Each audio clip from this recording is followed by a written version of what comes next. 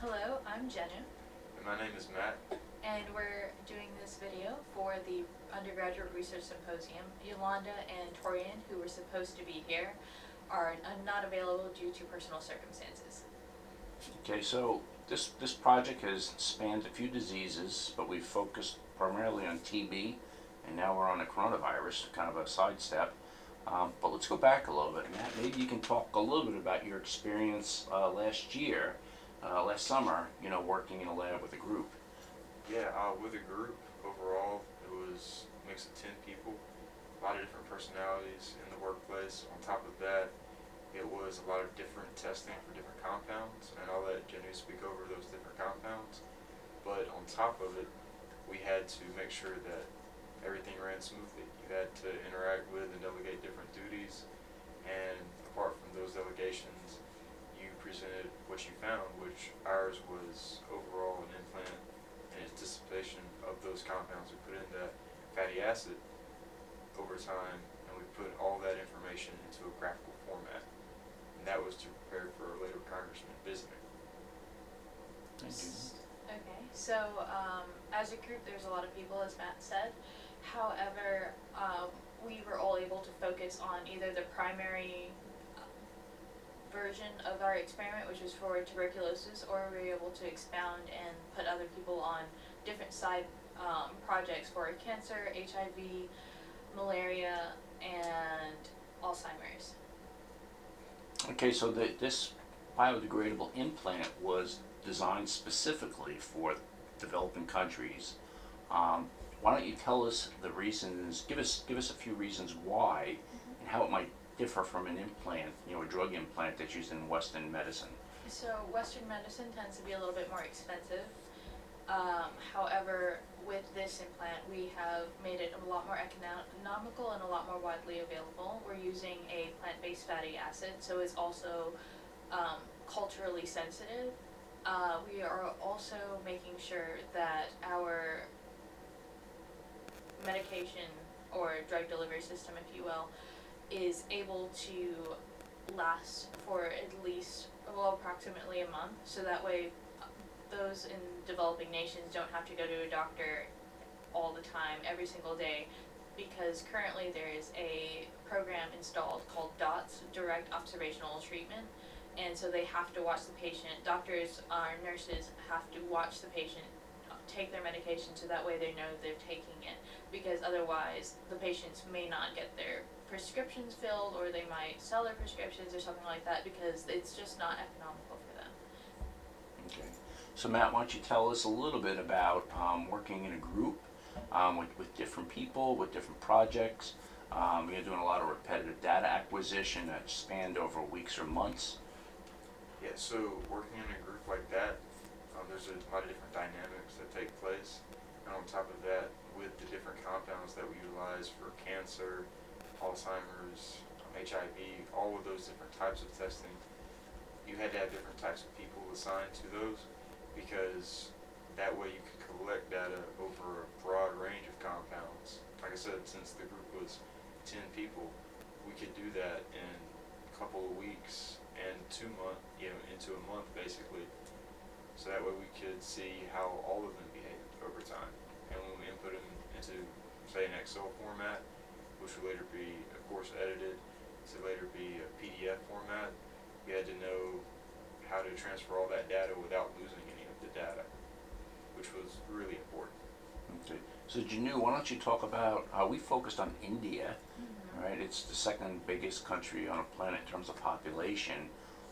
And why don't you talk a little bit about tuberculosis in India, both the number of people, and then the politics there now with tuberculosis. Okay, so currently India has approximately 500 million citizens infected and affected by tuberculosis. That's a very large number, and it's a large number because there's 2 billion people currently that are infected with it. And 2 billion, yeah, developing nations. yeah, worldwide. Yeah, worldwide, Yeah. And so the politics behind everything is that Prime Minister Modi has decided that he's actually said by 2025 he would like to eradicate this pandemic, and that's been going on for centuries at this point. And that helps our group because it spearheads everything that we're doing, because now people are like looking at us as like an actual solution for the problem, and it affects not only the political standpoint by building ties and relationships, but it also helps heal a country and heal several countries afterwards. Okay. So Matt, why don't you talk a little bit about some of the difficulties now that patients, and it could be India, it could be South Africa, it could be the Philippines, that they have with getting their TB drugs. Right, and to touch on a little bit more of what Jenny was speaking about earlier, if you have to walk a block, if you have to walk 20 miles, which that could be the patient in general, then the chances of you taking a medication and taking it appropriately, for example, for TB, you have to take 5 to 7 large pills a day, and that's really not feasible for any one person if they have to keep doing it, and if they can be seen by a healthcare professional to make sure that everything's going smoothly. Because if they get off their medication, then they'll have to start another round of treatment, and they'll actually slide back. And if they slide back and you lose that kind of monitoring, then essentially you could lose the patient. Okay. So tuberculosis is, a big disease in human history. The rough statistic is 1 out of 7 people that have died from TB. It used to impact the United States quite a bit. But recently as part of this, you had a Congressman Visit, and he's the only pharmacist in Congress, so it's kind of an influential type thing. Why don't you tell about your experience with him, giving a talk to him in one of our labs at VSU? Right, so I'll let Janu fill you in on a little bit more of just overall from her perspective. And then for mine, really it was exciting for him to actually come down and visit. And on top of that, it was even better for him to critique and give us back, just professional advice at the end of our talk. Speaking on that, he listened throughout the whole time. Us 10 of the group told him all about our different compounds, different processes, and different ways of how we were looking at them. And in all those perspectives, he found a question for each one of us, which was pretty cool. I mean, to get a guy who comes down from Congress, and on top of that, he's the only pharmacist-driven Congress up there, so we can get real feedback in real time. Do you know? Like Matt said, it was a wonderful experience. As a group, preparing for this experience was something that we all heavily thought about, because we wanted it to be executed perfectly, because this was our chance, in a sense, to have someone that has the network system that we need to actually take us on and help us. And basically just get the word out that we have a possible solution for such a large issue, and such large issues actually, not just one. As a team, we handled it well, and everybody had their nerves, but when it came to the day that we actually executed everything, we did it well. Okay. So part of this process was writing a patent. So we do journal articles and we do patents to protect ideas. It's a necessity in today's world to have intellectual property. When you write a paper for a class, right, you research other people's data and you summarize it basically. So this was unique in that it was your data, the group's idea. So talk a little bit about the difference between writing a long patent and writing a paper for a class. Maybe each of you can give a comment. Yeah, so just like the presentation to the congressman, a lot of what patent writing is practicing how to write in a different format, just like we practice how to present in a different format, because that wasn't your everyday class presentation. This isn't your everyday class paper. You got to go behind and look at other patents to see how they write in their own language, and how different patent agencies, how they accept patents to begin with. And if you don't have any of those things, that could lead to your idea not being real life intellectual property. So with this patent, it's a lot different than writing a paper, because a lot of you think that writing a paper, you can do that overnight for a class. But this patent is different and all patents are different, but this patent is specifically different because we have the ability to collect from a slew of different data that we have had tested at NCI and CDC and Texas A&M, as well as the University of Georgia and their systems and their facilities. So that has really boosted our credibility in this whole patent writing process. And the other thing about it is that this is a patent we've been working on for close to a year at this point, and we keep building it, as well as editing it, and having as many people as we do, we're able to see mistakes that others don't see, or we're able to propose a different way of like writing it or something like that. So writing this patent, it's more intensive, definitely, but it's also more worth it because at this point, this is to protect all of the work that we have put in so far, and so it's a lot different from paper. Paper, okay. So now, as part of this, we kind of made a pivot recently, and we're not stopped with the TB, but we've definitely put it on hold because of the coronavirus. Right? And so what we're doing is adapting some of our kind of counterintuitive logic towards treating TB and cancer to the coronavirus. Mm-hmm. So you guys had a chance to do some experiments and then work on a journal article. Why don't you talk a little bit about that? So, do you So yeah, overall, and I'll let Janu speak on just the process itself of the experiment, but it is a vaporization experiment, and we look over how just the different compounds that we have in question. One in particular is brivostat, but there are others, and there's a lot of different compounds alongside it that are antiviral. And on top of that, we see how they react and how they vaporize over time until they form a cloud, and then how that cloud is different, how consistent it is it thick, is it a little bit thin, and then on top of that, just how does the journal in question, once you have all of that data, accept data, and how can we write it up to actually make it to where they understand what we're saying, and overall it sounds like the journal's intended target is. Okay. So the thing in common with TB and this virus is the lungs. Yes, so the much. virus so far that everybody knows is that it targets the respiratory system, which is why we use the tuberculosis and as well as like some of the cancer, different kinds of cancers to actually like pinpoint our own drug targeting. So what we're using, like Matthew said, is a vaporization process, and we've had to create a pseudo-respiratory system of some kind in order to actually test the vapors. And the other point is that we're using not just one type of drug in order to target, we're using multiple different drugs in different components and stuff like that in order to flush out which ones work and which ones don't work.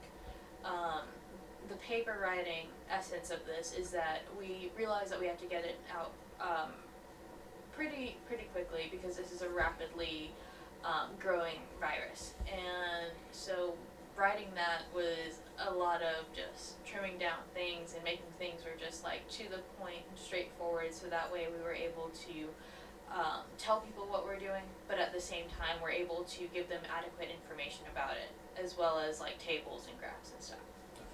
Okay, so it's kind of a little different from ours from what other people do is, for example, right now worldwide, hydroxychloroquine, which is a malaria drug, is being tested.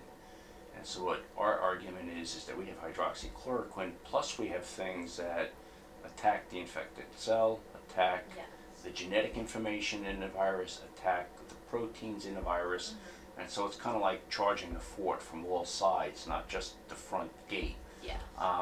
So maybe just from your experience, I mean, you guys have kind of worked in healthcare, you had medicinal chem, you've had a bunch of biology classes, so why don't you talk about that a little bit, maybe in a few sentences. Yeah, so for all the biology classes and courses that I've taken, along with the courses taken in chemistry that coincide, such as medicinal chemistry, it gave me a great foundation before even all this started. So that way in the paper writing process, I can eloquently and fluidly talk about what I want to talk about in the paper and make edits that follow the overall train of thought alongside the current paper writing team that we're all? So my background is that I am a medical assistant. I'm also a biology student with a minor in chem, and so the classes and just overall hands-on experience that I've had has enabled me to fully understand, like Matthew said, what we have to do in the lab as well as like when we're writing this paper. And I'm able to take from my experiences from dealing with like certain types of other viruses and stuff like that, then I'm able to put that in the prior knowledge into the paper that we're writing currently.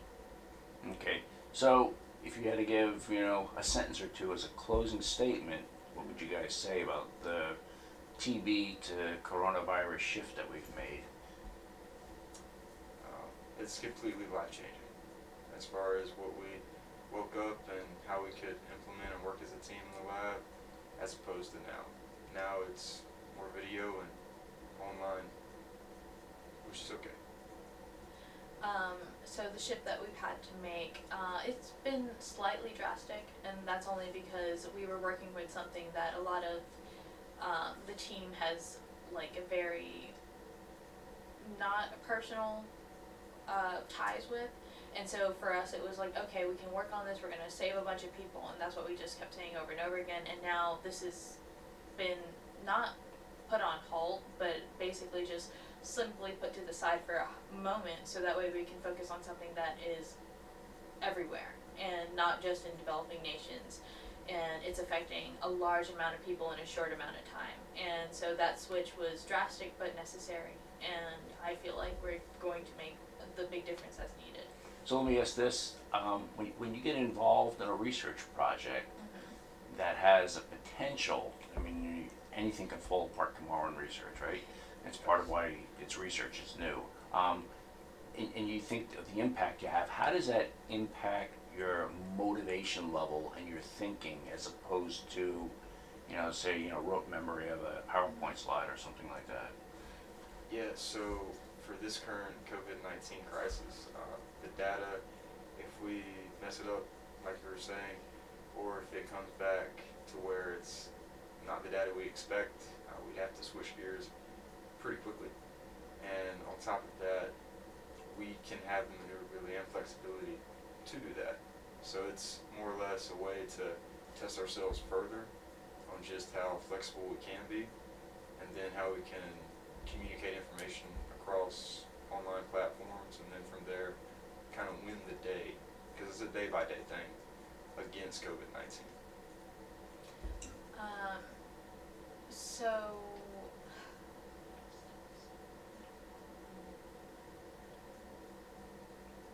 So do you feel like you get more motivated because something's at stake that doesn't just involve a grade? This is a very high stake, high risk, high reward kind of thing.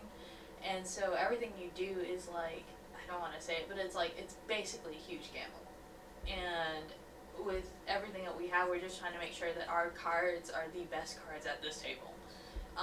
Because otherwise this virus has better cards than us, and I don't want to lose out to it. And I've been watching the news and going home, and my parents are both in the healthcare profession, and so they're essential workers, so they still have to deal with people like face to face. And yes, we're taking precautions and everything, but there's always those times where you've taken all the precautions in the world and you still lose out.